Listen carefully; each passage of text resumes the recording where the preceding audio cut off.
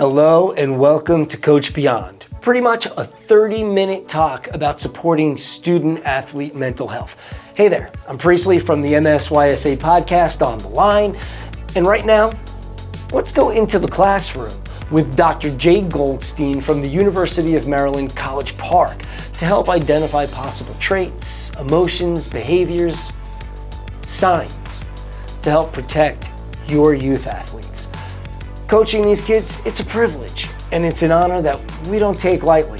And as you'll learn, your athletes, despite what you may think, they do look up to you and they value your insight. Ladies and gentlemen, coaches, Dr. J. So what is your why for participating today? Ask yourself the question, do you listen to your student athletes? Do you do check-ins? How do you handle or help them handle their not so good days? How do you help them build their resilience? That's what we're going to talk about today. A little bit about myself. I'm a professor at the University of Maryland. I'm what you would call an educational sports psychologist. I'm also an advocate for positive youth development through sport. I've coached, I've administrated, I've had the pleasure of growing up in Baltimore in our great state of Maryland. I was the son of a sports writer for the Baltimore Sun for 40 years. Affectionately known as Dr. J, which is why we have that. But I have a philosophy, my why for being here, all right? Part of this is the National Youth Sports Strategy that is now finally being part of the conversation on physical activity being so important. Sports is now part of that conversation since 2019. This young lady that's pictured here kicking a soccer ball, my daughter, who's now 21, she played multiple sports, basketball up in Olney at Our Lady of Good Counsel as well. And the gentleman that's all the way on the left-hand side, that is my dad, who grew up in New York City, played basketball in the playgrounds of New York, wrote about it, was a beat writer for the Baltimore Sun, covered the Bullets, boxing, the Colts, all that stuff. But the beauty of what he taught me is the goal should not be playing on a high school team, shouldn't be the college scholarship. He played in the Senior Olympics until he was 79 years old, until he couldn't anymore. And it was his love and passion for the game, which is why I kind of adopted this philosophy from a Dutch sports psychologist, Johan Falby. And it's as many as possible, for as long as possible, in the best environment possible. And if we can do that with all children, especially if we can build their physical literacy by the age of 12, the world is their oyster, especially in terms of any of the sports that they play. Specifically, here we're talking about soccer. So when we look at the landscape and the data that kind of is driving this, high schoolers right now across the United States report that they are feeling sad, hopeless, borderline depression, and 42% of them are reporting this across the United States. So we've done some initial research in Maryland about coaches, and we found that only about a quarter of them have participated in any mental health training. About a third of them feel that they might be prepared to deal with these situations. But the ironic side, and this is going specifically to high schoolers and adolescents, is that when these high schoolers are feeling sadness, depression, about 40% will go to their school counselor. But they also responded that 85% of them would rather go to have a conversation with their coach. So there's this disconnect, and that's what this is about. So this program today, if we want to think about it, it's mental health first aid, kind of. Because there is a mental health first aid program, and it's about an 8-hour training. We're not going to be doing that today. But we are going to kind of get into ways that you can help your students that you work with deal with their adversity. And the idea is that we want to try to normalize the stigma about mental health. That's our goal today. And our game plan is to kind of build a little bit of knowledge about the underlying causes of what drives the mental health, I'll say symptomology, what goes on behind it, to recognize those signs and symptoms. And the big thing is we're going to try to give you some takeaway techniques that you can use tomorrow on how to address these things. And the last thing is we want to create a knowledge base for you, takeaways for the linkages, so that if you feel that there is somebody that you are working with as an athlete, you know who to go to. There are professionals that are trained to deal with these. The goal is for you to help that student that you might think needs the help and make those linkages. And that's really what our goal is. So what are some of the causes of mental health? And this is kind of a key thing. So one of the pieces of this is we kind of term it as our 4 Bs, okay? Backstory, biography, biology, and behaviors. So if we think of biology, all right, that would be kind of the genetic aspect of it. And a big piece of this is we know that mental health illnesses, let's just say, mental health problems are passed from generation to generation. There is a genetic component to it. There is a biochemical aspect to it. Neurochemical. Can be some imbalances. So that's the biology side of things. But the idea for biography, things that you might have in your background, where you grew up, your parents, what their behaviors that they learned, their communication patterns, and things along those lines. So if you grew up in a neighborhood where there was a lot of crime, it might create more levels of stress. If you grew up in a family that might be divorced, or someone might have been arrested and put into jail, these would be these adverse conditions from the environment and your family history that might have an impact on you.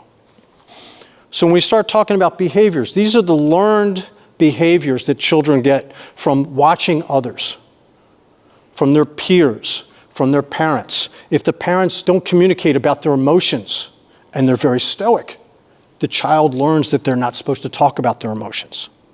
So that may contribute to this. And then there's the backstory. What happened in that child's life at some point that might have an impact in the future? Maybe it was somebody that died.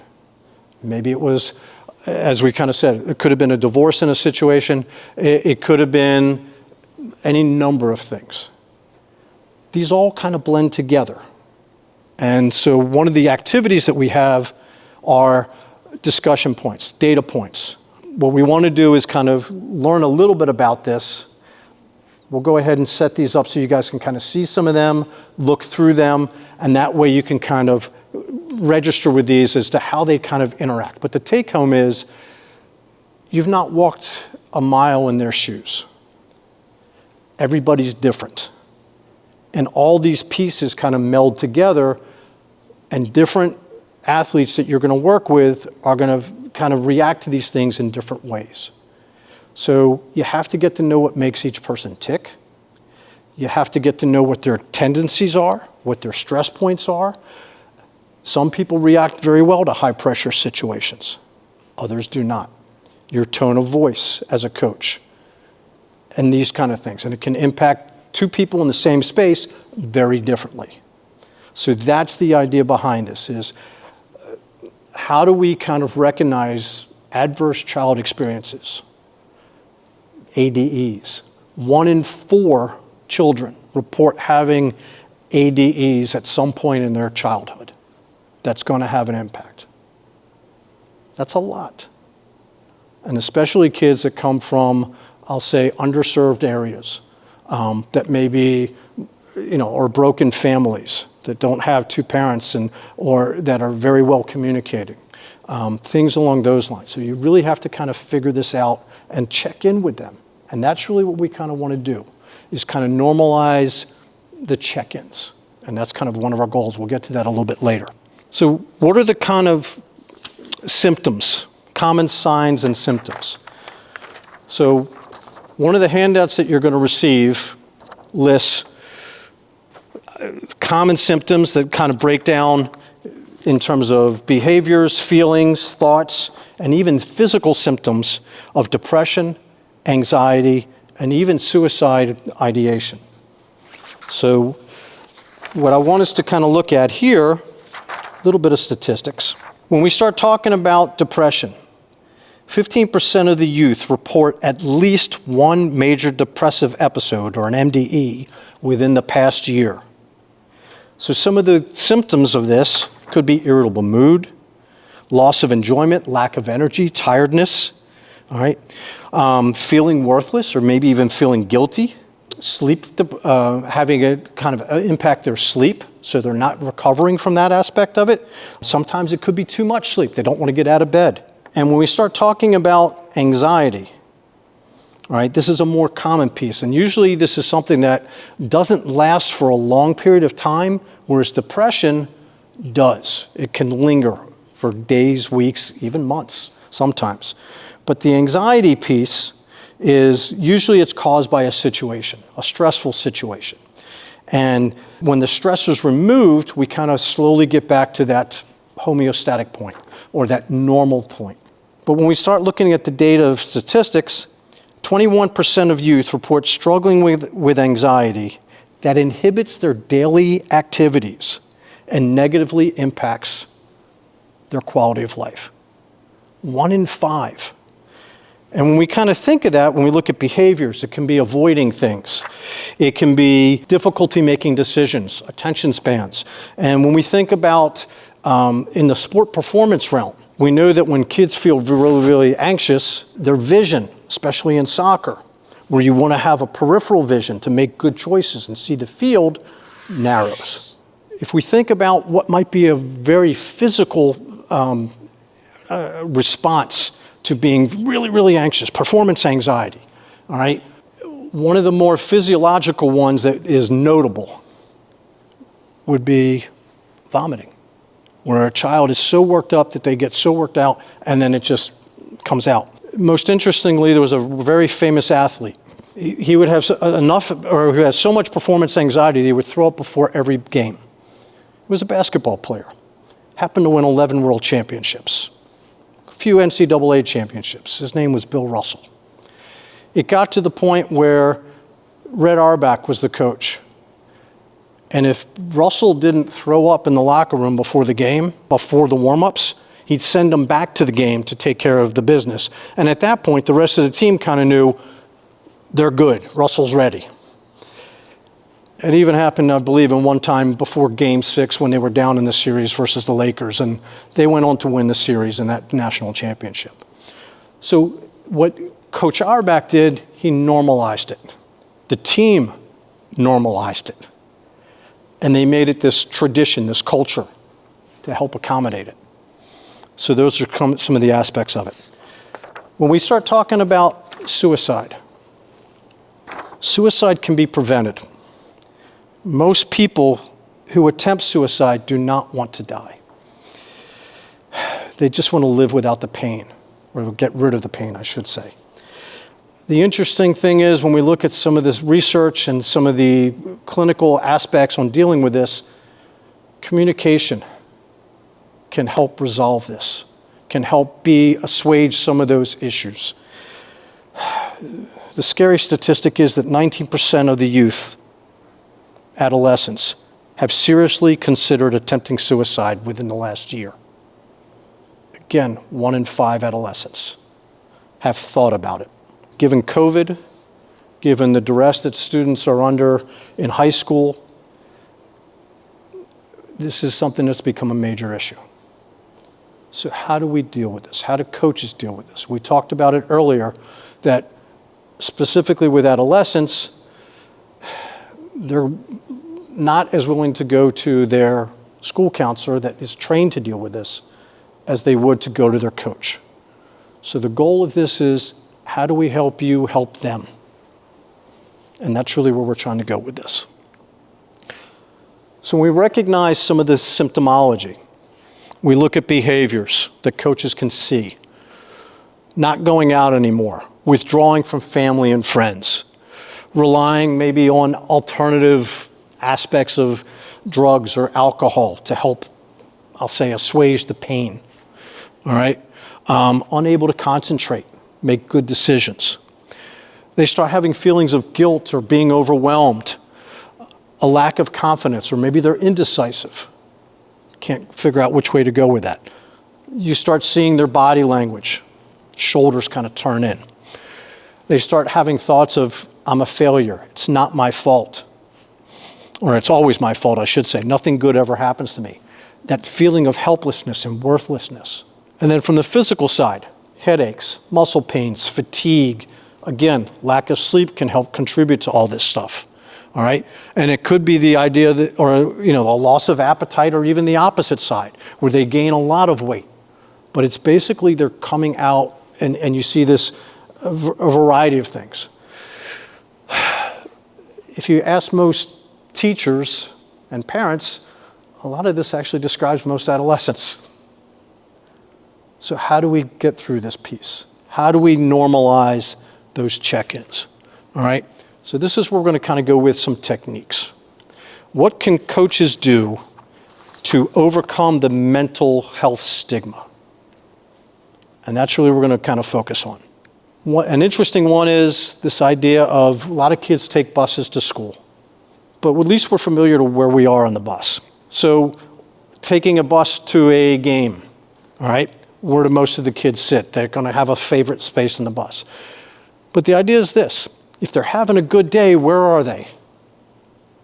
I'm in the front of the bus, coach. I'm driving the bus. I'm having a great day. Great. Ask them why. Celebrate it. Okay? What if they're just having an okay day? I'm in the middle of the bus. I'm with my friends. I'm good. Okay. If they're having a not so good day, coach, I'm hanging on to the back of the bus. I'm running to catch the bus. Coach, I got run over by the bus. But follow it up with the open-ended question. Why? Why do they feel that way today? So that's one technique to do it. You can also adapt that to different aspects, all right? It can be a thumbs up, thumbs in the middle, thumbs down. That's a quick check-in. If you got a guy or a girl that's going thumbs down for 3 or 4 days, 3 or 4 practices, why? Have that open-ended conversation, okay? How do we make this work for soccer? Okay? What's an activity in soccer that would, a pressure situation that we could kind of equate this to? Maybe a penalty kick. All right? So where'd you hit it today?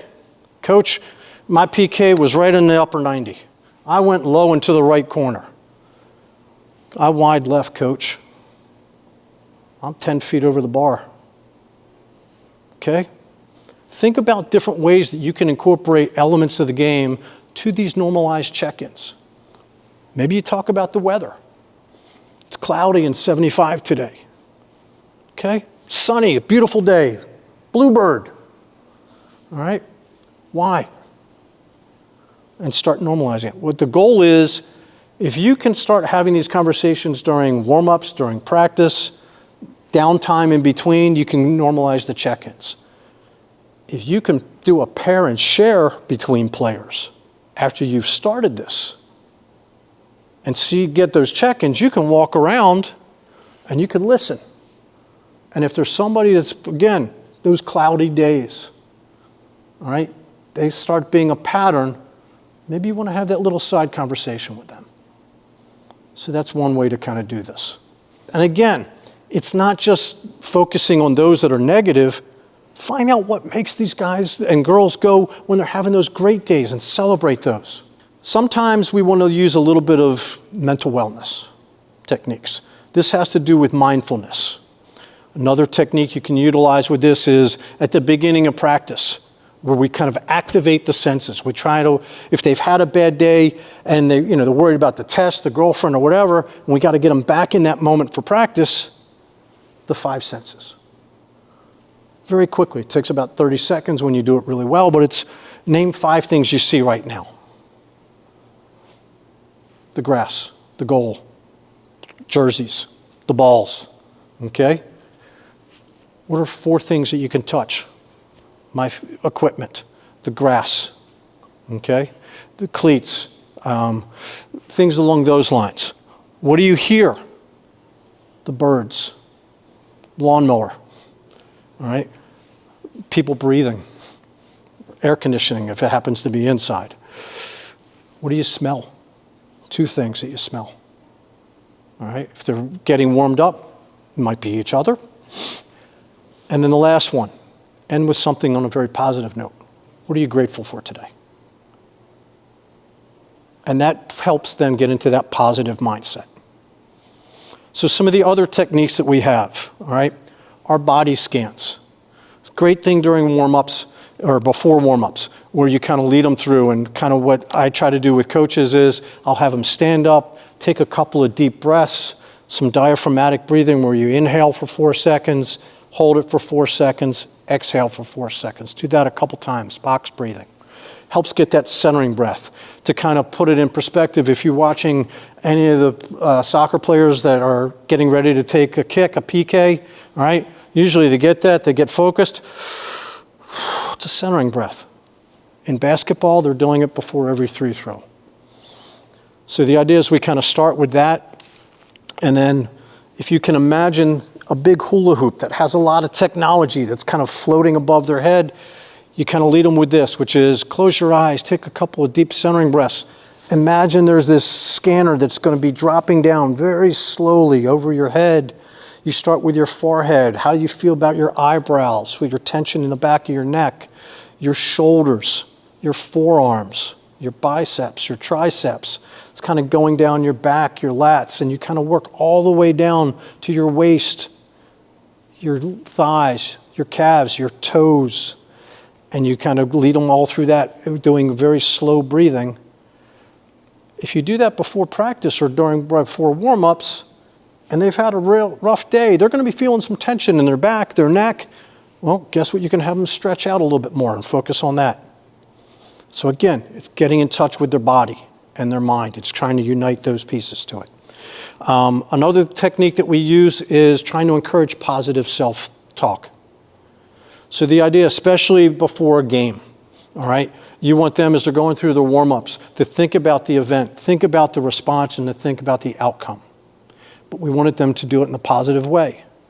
So the idea is that you kind of lead them through, I want to be a difference maker. I want to be I want to focus on maintaining possession. Whatever your little goal for that particular athlete is, they can then focus on it, talk to themselves positively, and talk themselves up into that optimal mindset.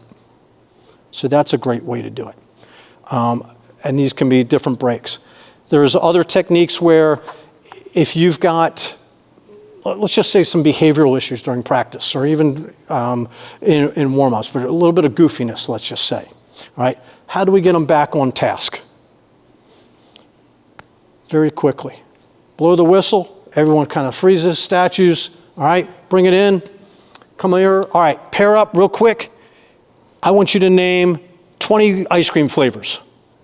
I want you guys to name 20 soccer teams, mascots, whatever it is. And they rattle it off. What's going to happen is you've kind of distracted them, but you focus their attention. They've had a little fun with it. And then they go back to, all right, next task. We're now able to focus. So let's talk about the last piece of this. CPR and QPR, all right? Everyone's trained right now, or should be trained, in first aid and CPR. God forbid there's a cardiac issue or event, you're the one that has to respond to it, okay? Especially if nobody's there, but someone's dialing 911, someone's going to perform CPR. Great. But the mental side of this is we're not asking you to actually be the agent to perform this, but we're asking you to be aware. So it might be more similar to if someone had a concussion. You're to recognize the symptomology, and then you're to react to it and make those linkages and referrals in this case. So this is what we call QPR. Question, pause, persuade, and then refer. And this is actually part of the mental health first aid curriculum. We're not going to get into a whole lot of detail, but we want you to be aware of this. So similar to see something, do something, save a life. Ask good open-ended questions. Listen without judgment. And then make those linkage referrals. So we're going to hear a story from a coach who was actually out in Ohio. So he actually dealt with a situation, but he'll kind of explain it. one time I had a player, he started making posts on social media, and it was very concerning to his friends and family and whatnot. And so they reached out to me to have a conversation with him. So I met him at a park, and we had a conversation, and it was in there where we started to find out he had potentially some suicidal thoughts and some suicidal tendencies that might happen. So after we were able to get through the conversation, I realized that I was ill-equipped to handle that when I was driving away, and that could have gone a lot worse than what actually had happened. So it was at that point where I decided to go ahead and get trained in mental health with mental health training, and so I would be equipped to handle a conversation should it ever rise again. One of the things that I would do differently if I were approached with a similar situation, I would, instead of trying to give my immediate feedback and try to have more of a back and forth with him, I would have gone and relied on the training, and I would have listened a lot more, and I would have gone ahead and involved a lot more people after the conversation than I had in the previous one.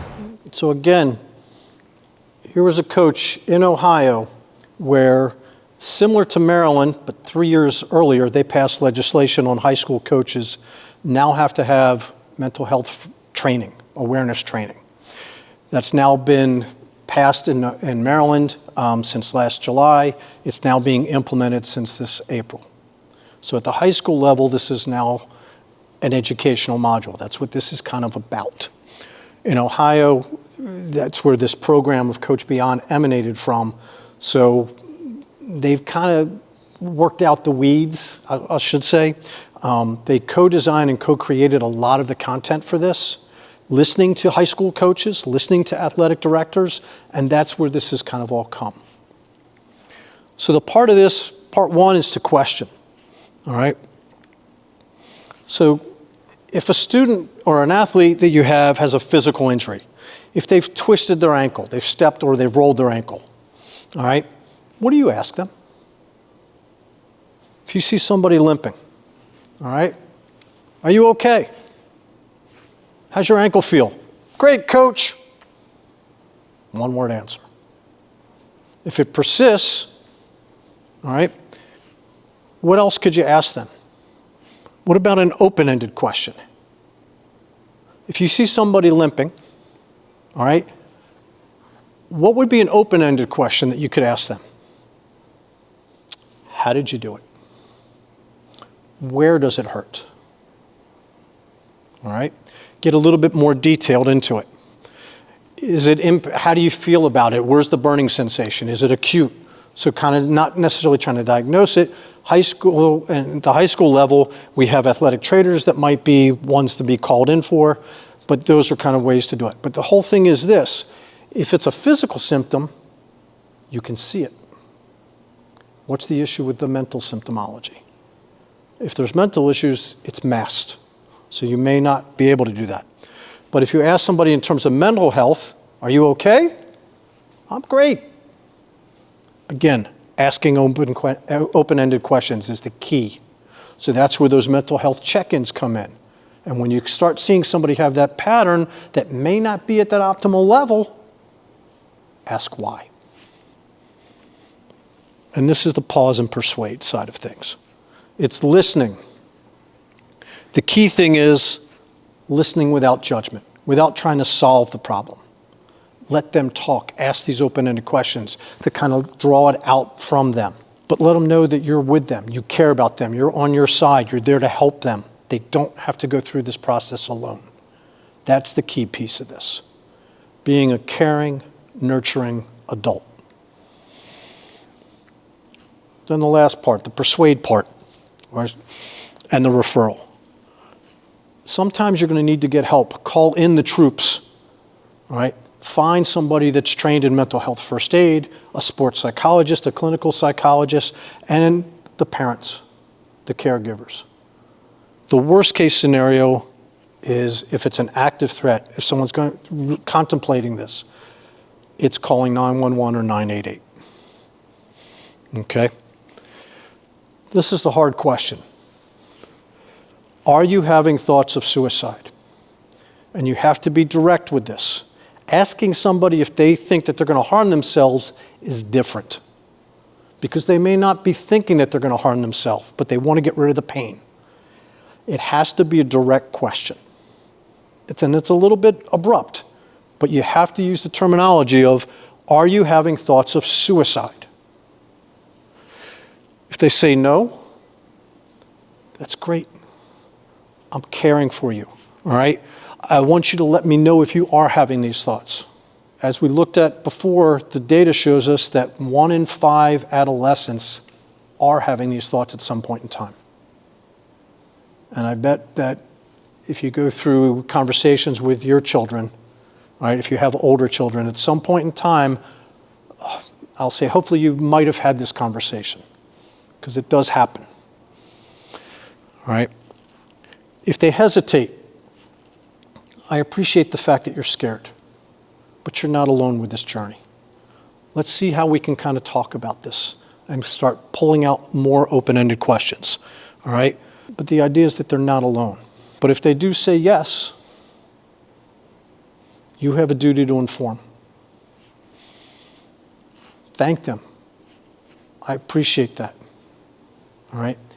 And then it's a question of, where do we need to go? I need to call in help, because I'm not versed in mental health first aid as a coach, but I know some people that are. All right. And one of the things that we're going to do next with this is every coach is going to get a card that on the back of it will have some great information to make those linkages. All right. And that's where you're working with a team of caregivers, parents, clinical social workers, licensed social workers to pull into this. All right. And that's what we really want to do. So as I said, the Coach Beyond, make the call. We want every coach to have this in their wallet, where they might have the number for the school counselor. If you're associated with a school, it might be a community organization or a county social work hotline. The very least, 988, this National Suicide Hotline. And they have people that are trained on those call banks that can walk you through it. So never leave that child alone if you get to that point. Walk them through it. So hopefully with our game plan today, we've gained a little bit of knowledge about the causes of adverse child experiences and what kind of goes into that, the biology, the backstory, all right, the biography, and how that all intertwines. And the fact is that 1 in 4 kids have experienced this in their life that's going to have an impact on them at some point. How do they react in those situations? We recognize some of the signs and symptoms, all right? Physiologically, mentally, behaviorally, emotionally. We examine techniques on how to kind of do these check-ins, normalize them. And then the last piece is what we just went through with QPPR, the linkages. So the goal is, what have you learned today? What's something that you want to learn more about with this? And then what do you want to share with the other people that in your coaching staff, in your community? And then last but not least, we'd like your feedback on our program. You can do the QR code, all right, and tell us about it, tell us some good feedback. And this helps us kind of adjust it, adapt it to your needs, and we can kind of revisit this. So with that, again, I'm Dr. Jay Goldstein, University of Maryland, Coach Beyond Maryland. Thank you very, very much for your time. We hope that you learned something well today. Thank you, Dr. J, and thank you for watching Coach Beyond. I truly hope you realize how important you are as a coach, and what you say and the way you say it matters. Thank you again for all you do, and from all of us at MSYSA, we appreciate what you do to make the beautiful game fun as well as safe for our youth athletes. Take care.